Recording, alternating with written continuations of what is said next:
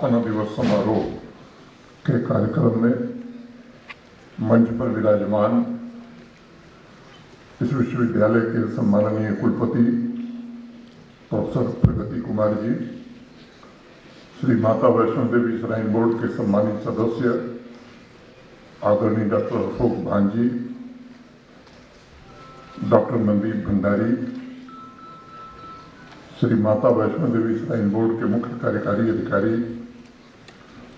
श्री सचिन वैस, माता Vaishno Devi shrine board के सम्मानित सदस्य सेवानिवृत्त न्यायाधीश सम्माननीय सुरेश शर्मा जी, श्रीमती गुंजन राणा जी, डॉक्टर गुंजन राणा जी, जम्मू विश्वविद्यालय के कुलपति professor Umesh Rai ji, director IIT Jammu professor Manoj Gaur साहब, vice chancellor professor university professor KS Chandrashekhar ji, इस विश्वविद्यालय के पूर्व कुलपति सम्मानित प्रोफेसर सुधीर जैन जी, अहमदाबाद विश्वविद्यालय के कुलपति और श्री माता वैष्णो देवी विश्वविद्यालय के कार्यकारी परिषद के सदस्य doctor Pankaj Chandra, Rajiv Gandhi Institute of Petroleum Technology के निदेशक रहे और इस विश्वविद्यालय के कार्यकारी परिषद के सदस्य प्रोफेसर SK सिन्हा, जम्मू के मंडलायुक्त श्री रमेश कुमार जी, जम्मू के पुलिस महानिरीक्षक श्री भीमसेन टूटी जी, उधमपुर रियासी परिक्षेत्र के पुलिस उप महानिरीक्षक श्री शिव कुमार शर्मा जी, रियासी के जिलाधिकारी कुमार अभिषेक जी, रियासी के वरिष्ठ पुलिस अधीक्षक श्री मुकुंद टिबरीवाल जी, प्रशासन के हमारे अन्य सभी सहयोगी, आमंत्रित अतिथिगण, इस विश्वविद्यालय के सभी सम्मानित फैकल्टी मेंबर्स, विश्वविद्यालय परिवार के सभी सम्मानित सदस्य, प्रिय स्टूडेंट्स, देवियों, सज्जनों और मित्रों, मैं श्री माता वैष्णो देवी विश्वविद्यालय के समस्त परिवार को 23वें स्थापना दिवस के इस पावन और गौरवपूर्ण अवसर पर अपनी ओर से हार्दिक शुभकामनाएं और बधाई देता हूं। आज का ये दिन सिर्फ वर्षगांठ मनाने का दिन नहीं है, बल्कि उस संकल्प, उस दूरदृष्टि और उस सतत साधना का उत्सव है जिसने पिछले 22-23 वर्षों में इस विश्वविद्यालय को नॉलेज, इनोवेशन, संस्कार और सामाजिक उत्तरदायित्व के एक महत्वपूर्ण केंद्र के रूप में प्रतिष्ठापित किया है। माता वैष्णो देवी के आशीर्वाद से पुष्पित और पल्लवित इस पवित्र भूमि पर स्थित यह विश्वविद्यालय अपने नाम में ही श्रद्धा, शक्ति और आस्था की उस महान परंपरा को धारण करता है जिसका प्रकाश देश और दुनिया के करोड़ों लोगों के जीवन में आशा और विश्वास का संचार कर सकता है। इसलिए मैं मानता हूँ इस विश्वविद्यालय से अधिक शुभ और प्रेरणादायी मार्गदर्शन किसी अन्य विश्वविद्यालय को प्राप्त नहीं हो सकता है। मित्रों, मैं अनेक बार एक बात कहता हूँ कि किसी विश्वविद्यालय की स्थापना केवल इमारत से नहीं होती है।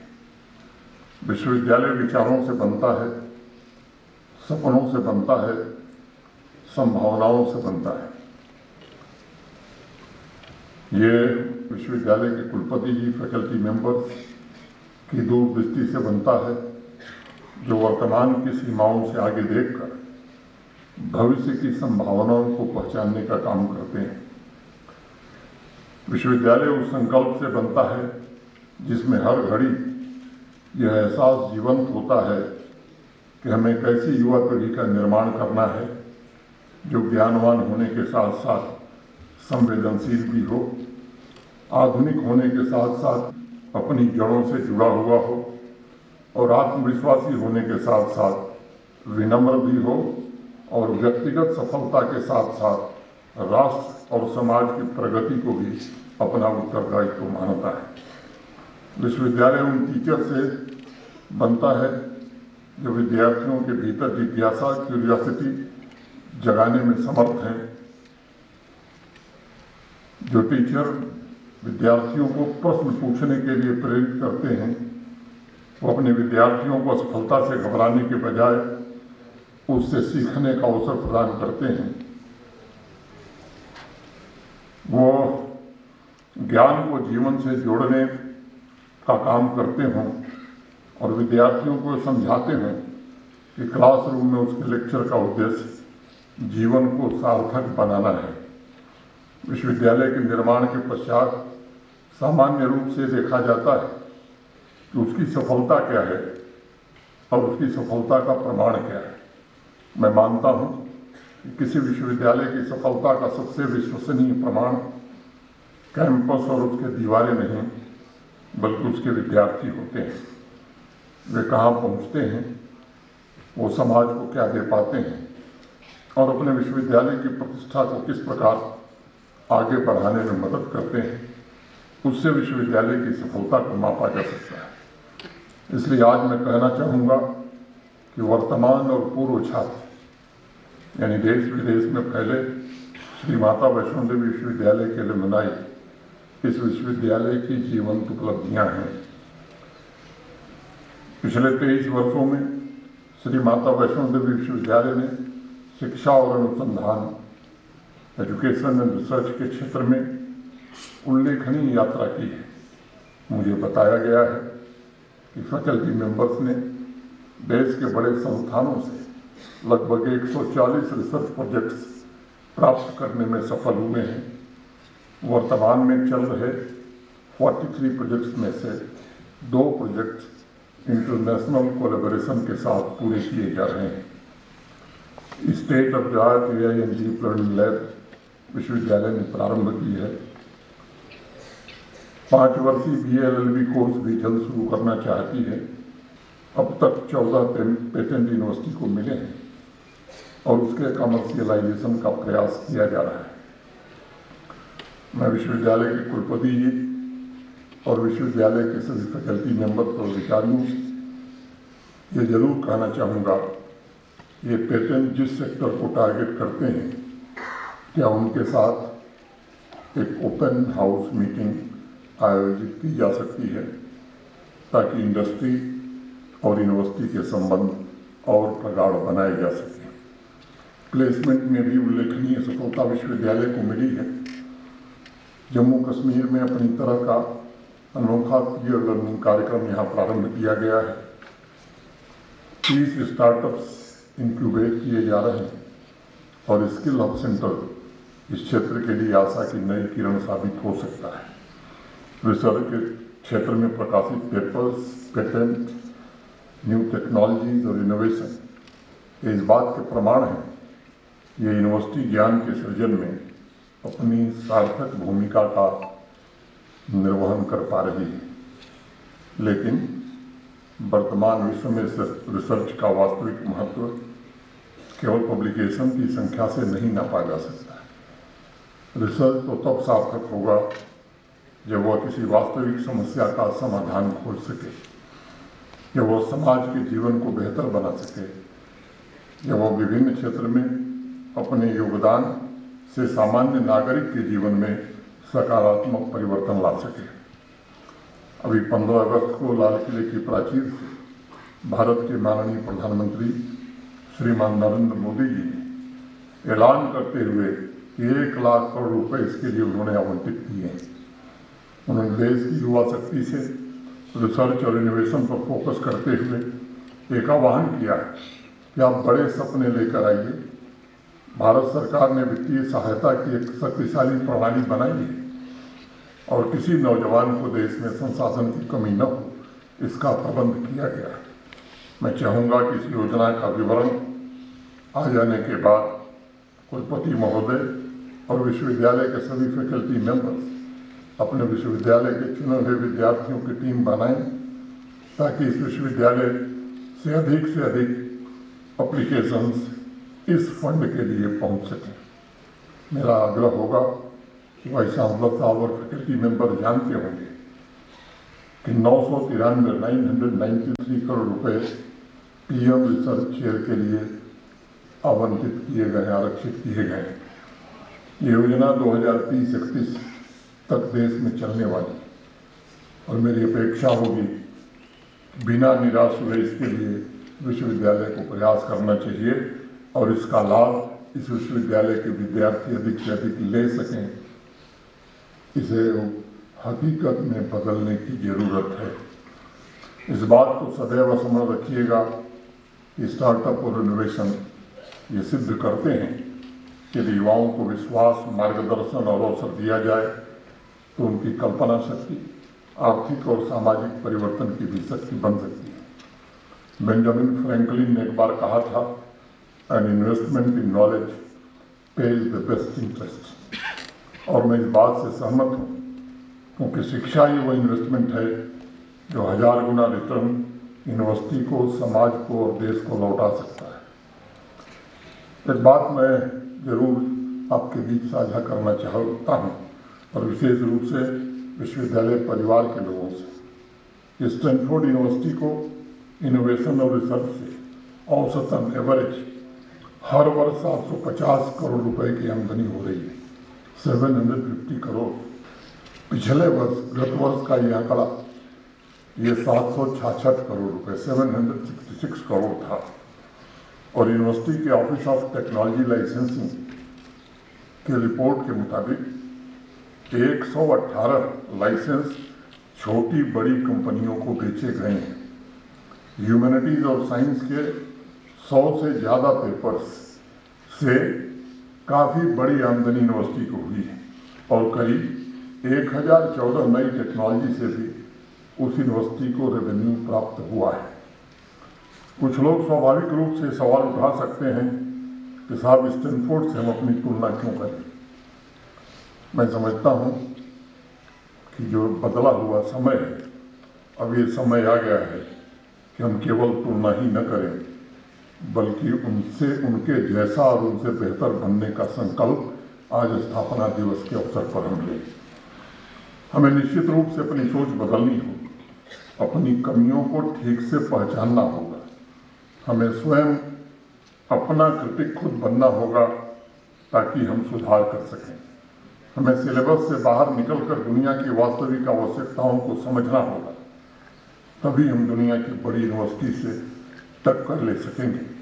मैं समझता हूं कि हमारी यूनिवर्सिटीज़ के पीछे होने के कुछ कारण स्पष्ट रूप से दिखाई पड़ते हैं। रिसर्च और इनोवेशन की कमी सामान्य रूप से यूनिवर्सिटीज़ में देखी जा रही है। अच्छे फैकल्टी मेंबर्स की भी कमी और जवाबदेही की भी कमी आज दिखाई पड़ रही है। मैं किसी की आलोचना के लिए नहीं जा रहा हूँ। मुझे लगता है कि अब ये समय है कि देश को, देश के लोगों को इस पर गंभीरता से विचार करना चाहिए। और जवाबदेही की कमी के कारण मुझे लगता है कि रिसर्च की क्वालिटी पर बड़ा असर पड़ता है। एक और कारण मुझे समझ में आता है, असमंजस की स्थिति। हमारी अधिकतर यूनिवर्सिटीज़ का मुख्य फोकस डिग्री, एग्ज़ाम, नौकरी इसी पर रहता है। लेकिन जो विश्वविद्यालय दुनिया में अपना स्थान बनाए हो, हार्वर्ड हो, स्टैनफोर्ड हो या अन्य यूनिवर्सिटीज़ हो, दुनिया की जो टॉप 10 यूनिवर्सिटीज़ हैं, उनका लक्ष्य ये नहीं होता। Research, innovation, knowledge creation, leadership, entrepreneurship. और एक और बात मुझे समझ में आती है कि इंडस्ट्री और समाज से विश्वविद्यालयों का जुड़ाव बहुत कम हो गया है। भारत में इंडस्ट्री और एकेडमिया के बीच संबंध इस बात पर निर्भर करेगा कि माता वैष्णो देवी जैसे विश्वविद्यालय ने अपनी तरफ से क्या प्रयास किया है। हमारे यहाँ यह संबंध एक तरफा ज़्यादा हो जाता है, जबकि विकसित देशों में मजबूत रिसर्च, अलुमनाई और इंडस्ट्री का नेटवर्क बहुत ही मजबूत है।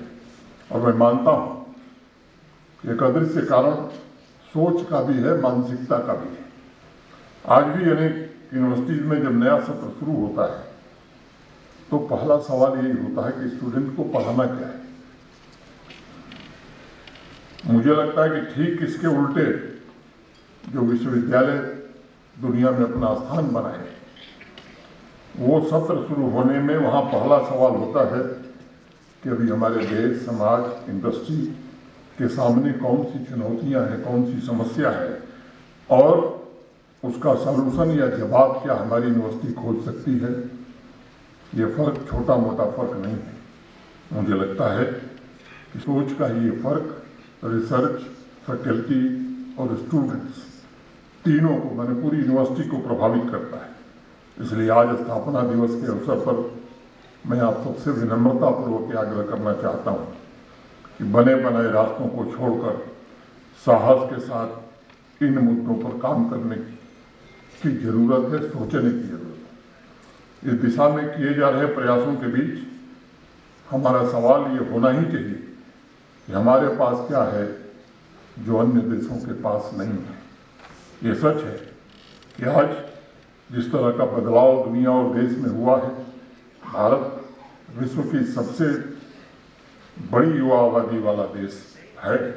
हमारे नौजवानों की ऊर्जा, रचनात्मकता, उनकी जोखिम उठाने की क्षमता, यही आज भारत की सबसे बड़ी पूंजी है। यह उसका सबसे बड़ा कैपिटल है, हमारी ताकत है। इसलिए हमें ऐसी शिक्षा व्यवस्था बनानी ही होगी जो युवाओं को केवल नौकरी खोजने वाली नहीं बल्कि अवसर पैदा करने वाली हो। एनईपी भी तो मुझे लगता है कि राष्ट्रीय शिक्षा नीति भी तो इसी बात पर बल देती है। इस बात को स्मरण रखिएगा कि अगर सही संस्थागत व्यवस्था बने तो भारत की यूनिवर्सिटीज के पास प्रतिभा का असाधारण टैलेंट पूल विकसित किया जा सकता है। मैं इस बात को भी कहना चाहता हूँ कि भारतवर्ष अपने आप में बेहद यूनिक है। इसलिए हमें स्टैनफोर्ड, हार्वर्ड या ऑक्सफोर्ड की हूबहू नकल करने की जरूरत नहीं है, वो जम्मू कश्मीर हो या देश का कोई और राज्य हो। ऐसी विविध और वास्तविक समस्याएं हैं, उसे आप दुनिया की सबसे बड़ी जीवंत लेबोरेटरी भी कर सकते हैं। कम लागत वाली स्वास्थ्य सेवाएं, ग्रामीण अर्थव्यवस्था से लेकर अर्बनाइजेशन और डिजिटल पेमेंट इत्यादि करोड़ों लोगों के लिए क्या हमारी यूनिवर्सिटी सॉल्यूशन दे सकती है। हमारी एक अन्य ताकत कम लागत में इनोवेशन की क्षमता है। आप सब जानते हैं कि मंगलयान मिशन का खर्च हॉलीवुड की ग्रेविटी फिल्म से भी कम था। ये इसलिए है कि भारत सीमित संसाधनों में समाधान निकालने की संस्कृति का सबसे प्रमुख देश दुनिया का रहा है। इस संस्कृति को क्या हम फिर से अपनी यूनिवर्सिटी के रिसर्च इकोसिस्टम से नहीं जोड़ सकते कि कम पैसे और कम संसाधन में किए जा रहे इनोवेशन भारत की सबसे बड़ी ताकत बन सकें। हमारा एक अन्य एडवांटेज भी है, सांस्कृतिक, सामाजिक और भाषाई विविधता। सैकड़ों भाषाएं, अलग अलग सांस्कृतिक सामाजिक संरचनाएं, ग्रामीण और शहरी परिस्थितियां, आर्थिक स्तर की वजह से sociology, economics, public policy, medicine, AI और एजुकेशन रिसर्च के लिए असाधारण फील्ड एनवायरनमेंट यहाँ मौजूद है। एक अन्य एडवांटेज है विशाल भारतीय इंडियन डायस्पोरा और ग्लोबल कनेक्टिविटी। आज भारतीय मूल के साइंटिस्ट, इंजीनियर्स, प्रोफेसर दुनिया की टॉप यूनिवर्सिटी में मौजूद हैं। क्या हम इंडियन डायस्पोरा को श्री माता वैष्णो देवी यूनिवर्सिटी जैसे संस्थानों से सही तरीके से नहीं जोड़ सकते? अगर ये कर सके हम, तो हमारा ग्लोबल नॉलेज नेटवर्क सबसे विशाल, सबसे यूनिक और सबसे मजबूत बन सकता है। इसलिए मैं विश्वास के साथ ये बात कहना चाहता हूँ कि हमारे देश के पास समस्याएं और प्रतिभा दोनों हैं और दुनिया के किसी देश से कम भी नहीं। और इसलिए अब हमें लक्ष्य रखना ही चाहिए कि हमारे रिसर्च और इनोवेशन मशीनरी में जो कमियां हैं, जो खामियां हैं, उन्हें दूर करने का हम एक नया मॉडल विकसित करेंगे। ये सच है कि यूनिवर्सिटी की भी एक जीवंत चेतना होती है। इसलिए आज मैं यूनिवर्सिटी परिवार से ये निवेदन करना चाहता हूँ कि श्री माता वैष्णो देवी यूनिवर्सिटी में साइंस और टेक्नोलॉजी के साथ साथ संस्कृति, विचार विमर्श और रचनात्मकता, इसको कैसे हम बढ़ावा दे सकते हैं। स्पोर्ट्स, कला, साहित्य, वाद विवाद, संगीत, नाट्य, उत्सव, विभिन्न सांस्कृतिक गतिविधियाँ स्टूडेंट्स के व्यक्तित्व को और व्यापक बनाती हैं।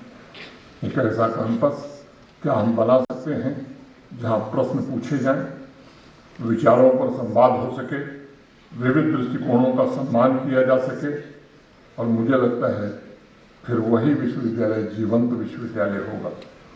आप सबको प्रोएक्टिवली ग्रामीण समुदायों के साथ जुड़ने की जरूरत है। सामाजिक सेवा, पर्यावरण संरक्षण और सतत विकास के प्रयास विश्वविद्यालय को जरूर शुरू करने चाहिए, क्योंकि एजुकेशन का प्रकाश तब पूर्ण होता है जब वो यूनिवर्सिटी की चहारदीवारी से बाहर निकलकर समाज के कमजोर वर्गों तक पहुंचता है। जम्मू कश्मीर में एक अन्य शुरुआत जो श्री माता वैष्णो देवी विश्वविद्यालय कर सकता है, विश्व से सीखने की आवश्यकता है। दुनिया के अनेक देशों ने एजुकेशन के क्षेत्र में अनेक उल्लेखनीय प्रयोग किए। कुछ दिन पहले ही मैं अखबार में पढ़ रहा था कि फिनलैंड ने क्लासरूम से ज़्यादा लैब्स, फील्ड वर्क में समय बिताने को तरजीह दिया है।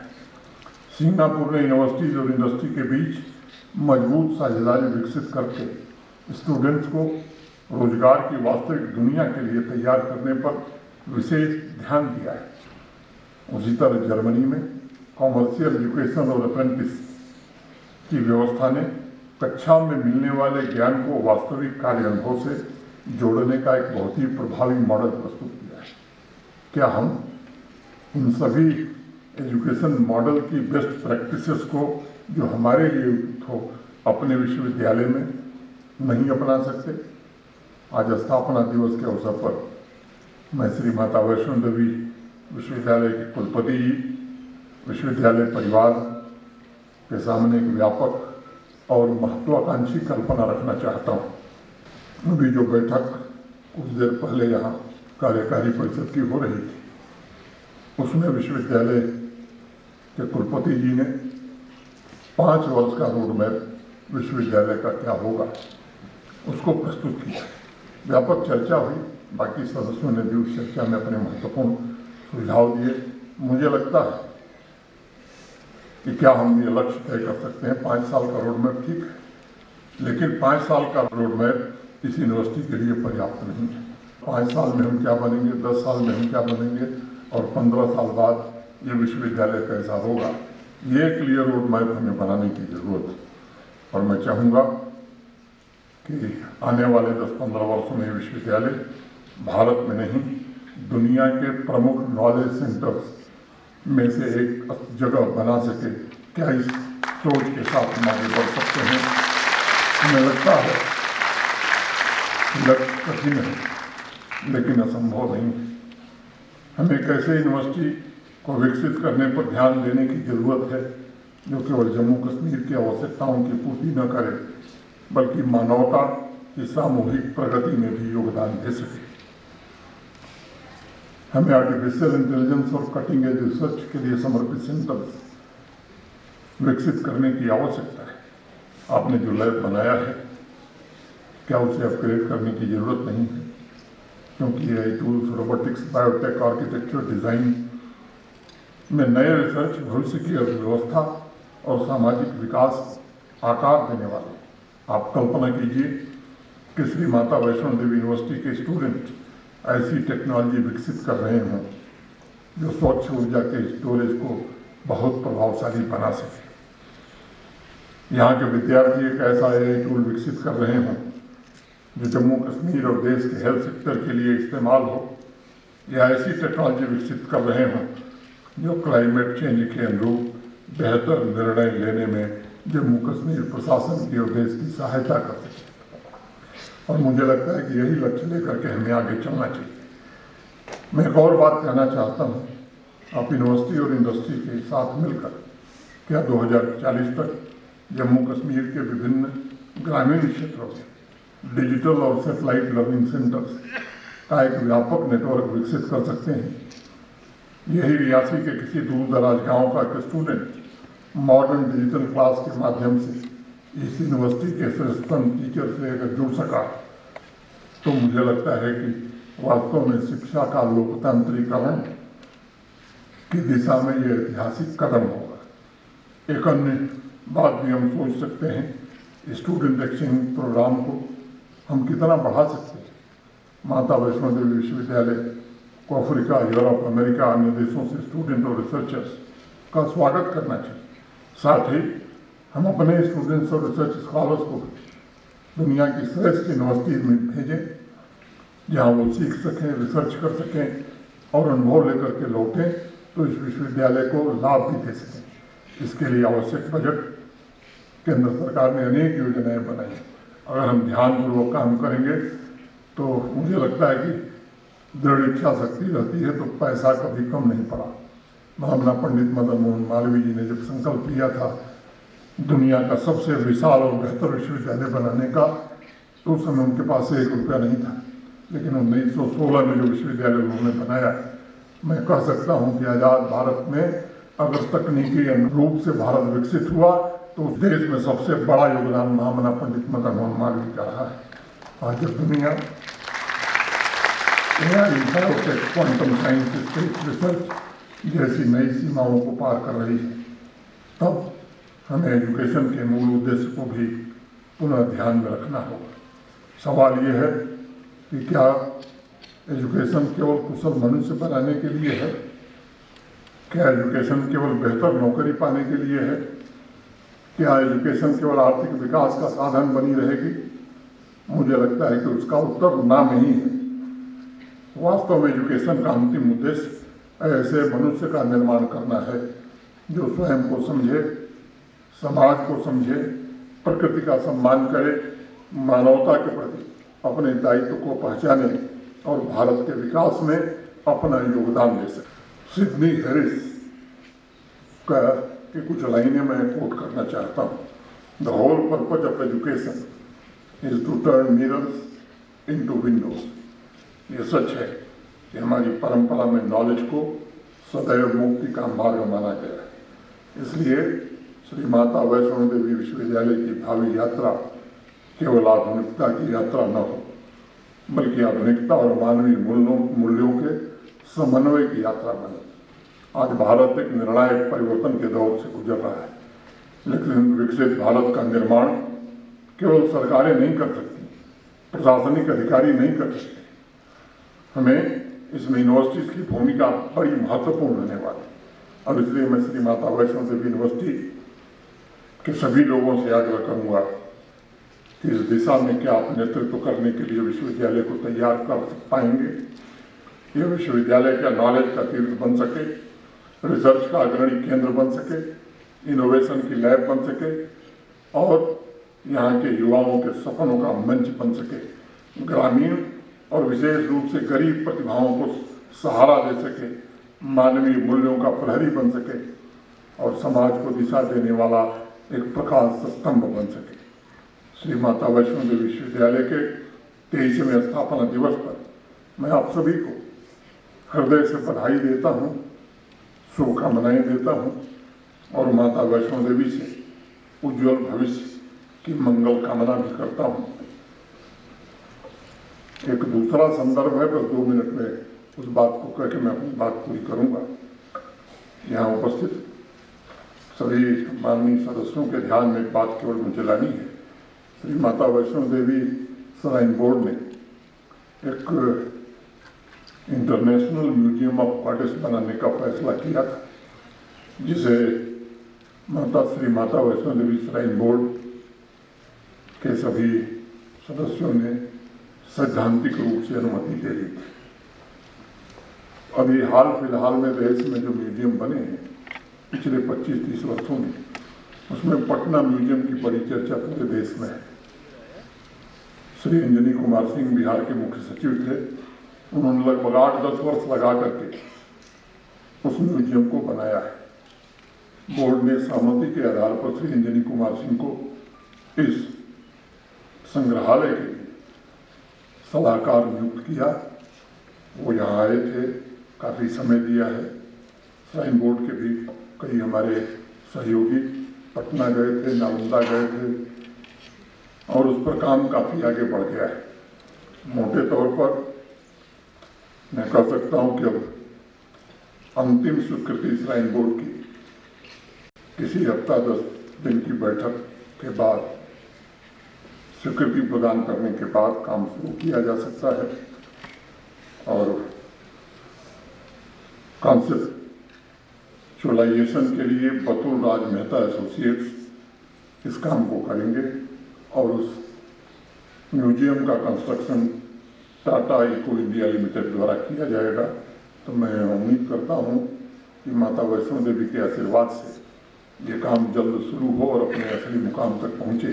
आपके बीच मैंने इसलिए रखा कि श्राइन बोर्ड ने वेबसाइट बना करके देश भर से लोगों के सुझाव मांगे, लेकिन सुझाव बहुत कम प्राप्त हुए। यहाँ अनेक लोग हैं जो स्थानीय भी हैं, अनेक लोग हैं जो बाहर से आए।